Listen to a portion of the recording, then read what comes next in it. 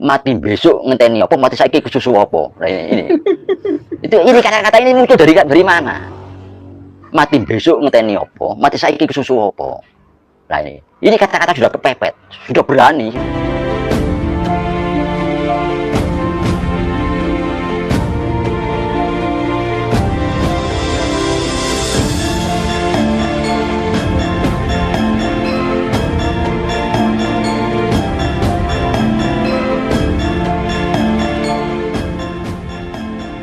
Itu kita sebagai manusia dan sebagai bangsa itu mesti berpikir double. Dari saya terangkan bahwa masyarakat timur ini berpikir double. Selain berpikir rasional juga irasional, itu pasti, karena ini sudah menjadi karakter ya, karakter dasar. Jadi bahasa Jawa itu lagean, kebiasaan begitu. Sehingga di samping ini ada penjelasan tentang kejadian itu secara rasional, mungkin masalah geologi, masalah astronomi, juga ada sesuatu yang irasional. Ada apa maksudnya Tuhan membuat demikian dan sebagainya. Nah, tapi satu hal yang kita ini kadang-kadang tidak kita miliki, tapi dimiliki bangsa lain, paham sejarah bangsa. Ini kalau saya melihat Cina tidak khawatir dengan kejadian ini, karena Cina sangat paham kepada bangsanya, sejarah bangsanya, sangat paham. Dulu apa pernah kejadian seperti ini, terus bagaimana cara mengatasi itu tahu. Dia juga di negara-negara seperti Eropa, di Arab, di India itu paham. Cuma kita yang tidak paham sejarah kita. Ini yang menjadi problem ya bagi kita secara nasional. Kita ini satu bangsa yang tidak paham pada sejarah bangsanya, sehingga tiap terjadi sesuatu tidak tahu kita harus berbuat apa. Ini karena kalau kita tarik ke belakang, semua itu siklus pernah terjadi. Contoh ya, kenapa di Cina itu banyak tabib, ahli obat-obatan yang sifatnya itu apa ya, yang sekarang sudah obat-obatan medis ya Cina itu ya, yang dulu kan non medis, ramuan. Karena di Cina itu sepanjang masa itu di gelombang penyakit itu luar biasa, terbanyak dunia. Bangsa yang diserang penyakit itu Cina. Zaman-zaman Lao Tse, terus Konghucu, Konfusius itu zaman penyakit, sehingga muncul tabib-tabib itu, terus muncul tabib-tabib itu, karena gelombang penyakit itu luar biasa. Nah, kita itu nggak tahu kenapa kok ada gerakan ya, bukan gerakan untuk belajar sejarah, gerakan untuk tidak belajar sejarah. Ada gerakan untuk kita tidak paham sejarah. Nah, ini yang aneh. Ini yang harus kita atasi. Kita harus paham sejarah, sehingga tiap terjadi sesuatu kita ini paham bagaimana cara menyelesaikan itu, karena itu dulu pernah terjadi. Nah, seperti ada unen-unen begini, wong Jawa kari separuh. Ono ya kan ada. Iya, Cina londo kari sejudo. Cina londo kari sejudo. Ono mana Cina glagilo.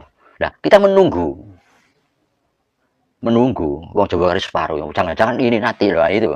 Padahal kita kalau melihat perang ya, perang Diponegoro, perang mulai terang Trunojoyo, perang Suropati, perang Diponegoro, melibatkan semua warga Tanah Jawa. Terlibat perang itu. Perang Suropati misalnya, ada pro Suropati dan anti Suropati. Terbelah, dan perang itu menghabiskan separuh dari masyarakat Jawa, kali separuh. Demikian pasca perang, demikian kita ini merdeka ya. Kalau kita hitung hilang separuh, berarti unen-unen itu sebenarnya sudah terjadi. Nah, kalau ini nanti seperti itu lagi misalnya ya, kita tinggal tahu bagaimana penyelesaiannya. Kan selalu menunggu ya. Satu calon lagi janji ditunggu, sudah pernah terjadi. 1945. Iya, karena kita tidak tahu sejarah, sehingga kita masih menunggu, serba menunggu. Nah, kalau di negara lain menyebut bola, sifatnya itu bukan menunggu, menyebut bola. Mau datang sudah tahu, itu. Nah, ini kelemahan kita di sini. Iya. Kita kurang belajar sejarah bangsanya, lebih paham sejarah bangsa asing. Kalau di bahasa asing terjadi sesuatu, kita bisa meramal. Coba lihat komentator tuh di TV itu.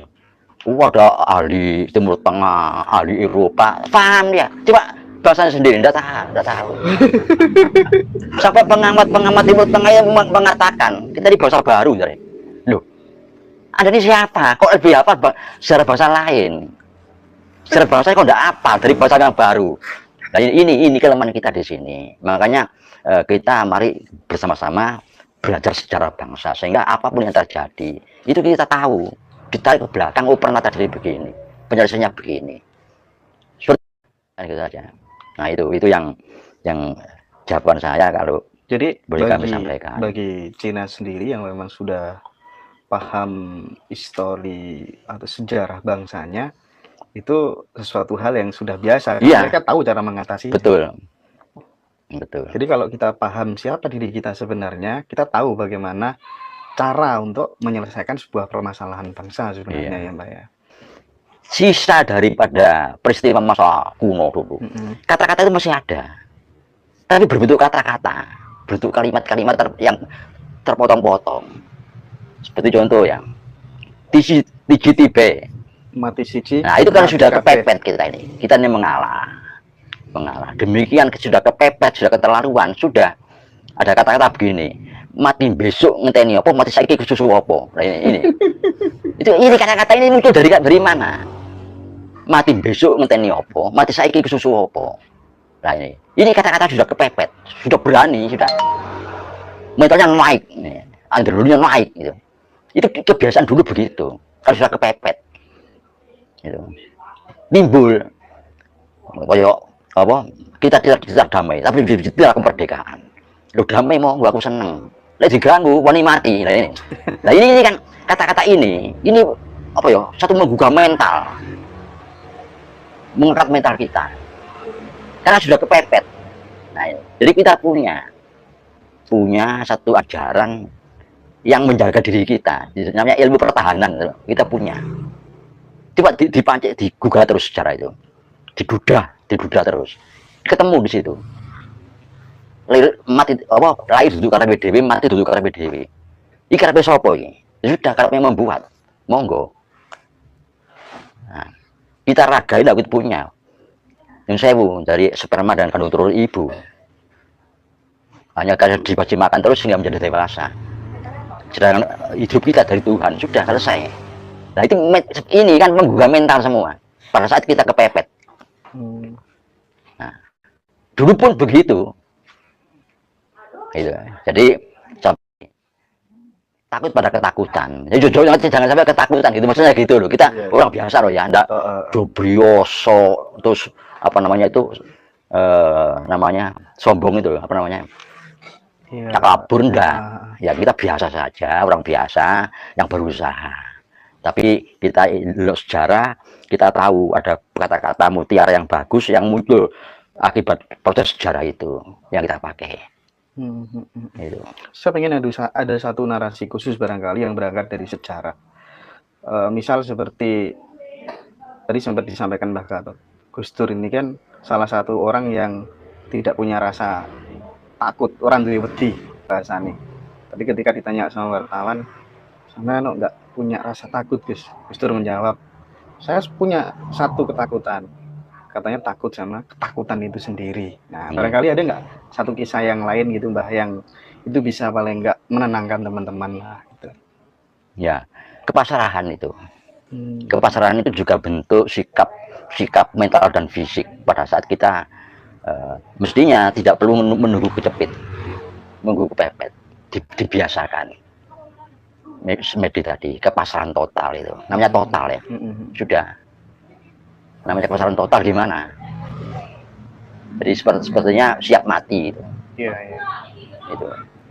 Itu yang bekal dari nenek moyang kita yang diberikan pada kita yang sangat berharga. Iya. Tadi saya sudah Tadi saya sudah buat dialog khusus dengan Mbah Gatot. Ada 4 cerita yang sangat inspiratif yang insya Allah itu akan menjadi penenang bagi teman-teman semua, dan itu semuanya berangkat dari sejarah kisah nyata. Insya Allah bisa kita tarik konklusi sendiri. Insya Allah besok malam akan coba kita naikkan. Teman-teman sabar menunggu.